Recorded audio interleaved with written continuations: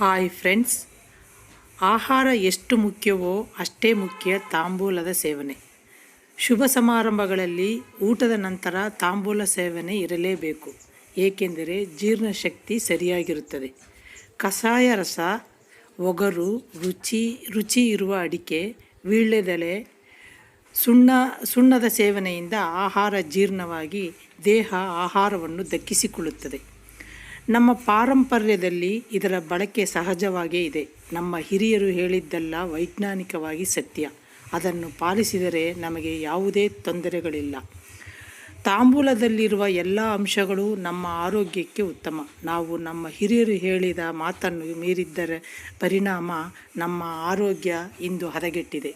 ವೀಳ್ಯದೆಲೆ ಸೇವನೆಯ ನಂತರ ಹಲ್ಲುಜ್ಜುವುದರಿಂದ ಹಲ್ಲು ಕೆಂಪಾಗುವುದಿಲ್ಲ. ಪೆಟ್ಟು ಬಿದ್ದ ಜಾಗದಲ್ಲಿ ಬಾವು, ನೋವು ಇದ್ದರೆ ವೀಳ್ಯದೆಲೆಯನ್ನು ಸ್ವಲ್ಪ ಎಣ್ಣೆ ಹಚ್ಚಿ ಬೆಂಕಿಯಲ್ಲಿ ಬಾಡಿಸಿ ನೋವಿರುವ ಕಡೆ ಹಚ್ಚಿದರೆ ನೋವು, ಊತ ಕಡಿಮೆಯಾಗುತ್ತದೆ. ಮಕ್ಕಳಿಗೆ ಕೆಮ್ಮು, ಕಫವಿದ್ದರೆ ವೀಳ್ಯದೆಲೆ ರಸಕ್ಕೆ ಸ್ವಲ್ಪ ಜೇನು ಬೆರೆಸಿ ತಿನ್ನಿಸಿದರೆ ಕಫ, ಕೆಮ್ಮು ವಾಸಿಯಾಗುತ್ತದೆ.